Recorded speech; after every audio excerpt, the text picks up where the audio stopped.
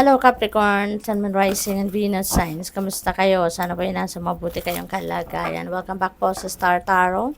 Kung bago kayo rito, welcome din kayo. Thank you for your support. I truly appreciate it. God bless you all.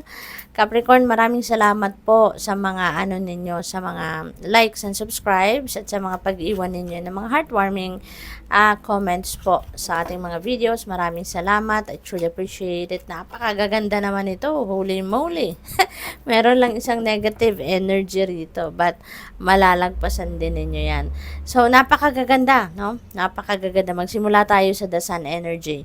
The sun is the very optimistic, no? This is a very optimistic and very happy, joyful, positive na energy sa buong tarot deck. Kaya napakaswerte ninyo.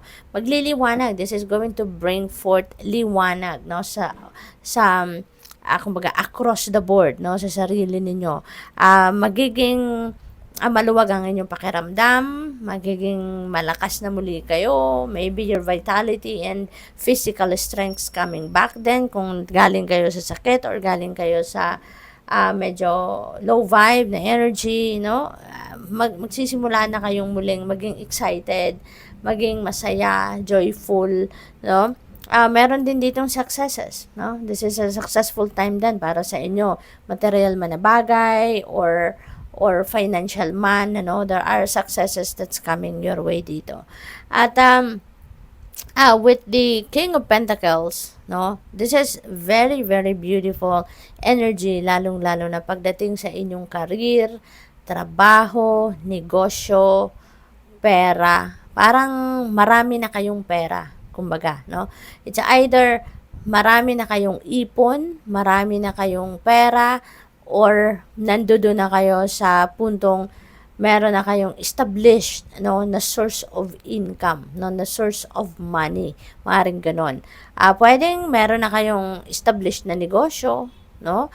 Maaring malakas ang pasok ng pera sa inyong negosyo, or baka meron din kayong investment na sigurado yung pasok ng pera, 'di ba? Yung ganon. So, this is very successful na kayo, no, sa estado pagdating sa estado ng pamilya. I mean estado ng pera. This is a very successful time para sa inyo. Kaya napakaganda. And aside from that, sa Three of Wands, this is a good fortune energy. So, ang swerte ninyo talaga sa ngayon, kung meron kayong mga binabalak pang gawin, expansion pa rin ng inyong negosyo, expansion ng pag-aaral, or mga plano ninyong ventures, mga ganon. So, ngayon siswertehin din kayo at maaring mararamdaman ninyo na now is the perfect time for you to roll out then yung inyong mga plano. Kasi nga, high vibe kayo ngayon no? High vibe kayo with all these positive energies na nasa paligid ni Three of Wands. Ito yung mas i-encourage sa inyo, kumbaga, na anuhin ninyo, simula na or ipagpatuloy nyo na yung plano ninyo ngayon na mag-roll out na kayo ng mga plano ninyo na kung ano pa man, no? Travel, no? Maaaring magta-travel din ang iba sa inyo rito, kaya napakaganda. Kasi, baka yung travel na to could be related to expansion of your business, expansion of your studies, maaaring ganon. Or baka, ang iba sa inyo dito magta-travel abroad kasi baka nakakuha kayo ng overseas job opportunity, 'di ba? So, maaaring ganun ang sitwasyon diyan.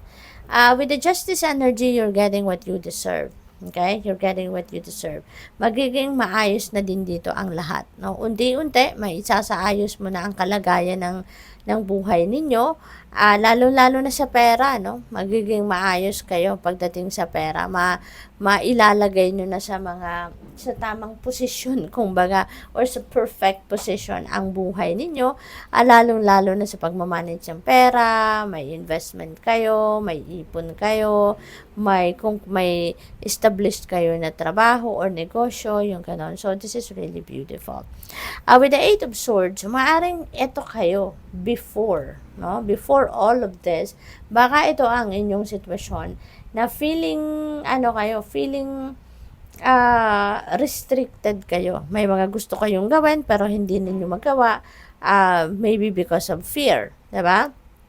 or siguro meron kayong maraming magagandang plano pero hindi ninyo ma-roll out kasi nakikinig kayo sa mga siguro sut-sut ng kung sino man, ano, na wag mong gawin yan, sayang lang ng effort mo dyan, sayang ng pera mo dyan, or whatever, no?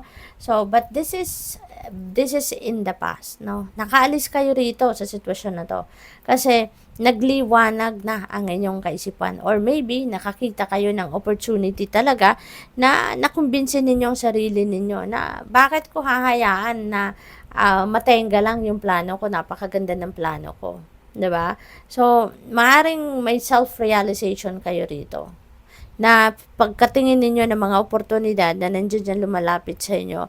So, mababaliktad dito yung mindset ninyo, no? At magigising kayo sa katotohanan, sa sobrang liwanag ng sun, 'di ba? As in talagang natabunan yung darkness na hatid ng energy na to. Kaya iiwanan mo din ang sitwasyon na to. You're going to break away from that self-imposed restriction at gagawin mo ang lahat, no, para kayo ay magtagumpay. And you are, diba? You are matagumpay na, no? For some of you, you're very successful na sa ngayon. Ang iba din ay papunta pa lang doon, no? You're still working on it. We have planning. Ayan. Now is the time to lay down the foundations for your future. Financial gains are more than likely. Ayan. So, merong biyayang kaperahan na paparating, no? Financial gain are more than likely. So, siguro, ito na yung bunga ng investment ninyo. Ito na yung siguro pagbabalik yung kita ninyo, mahahawakan nyo na, or baka for the job well done na ginawa ninyo, baka nagkaroon kayo ng bonus, or baka ito na yung simula, no, ng pagkuha ninyo ng additional na sahod ninyo because of your promotion, yung mga ganon ba, no? At saka, yan, laying a solid foundation for your future, no? Maaaring nandoon talaga kayo patuloy, even if siguro ang iba sa inyo established na din sa trabaho, established na kayo sa pagdating sa pera, negosyo, but you continue to work hard, no, para mas dumami pa ang pera ninyo. Kasi very generous din kayo, Capricorn, eh.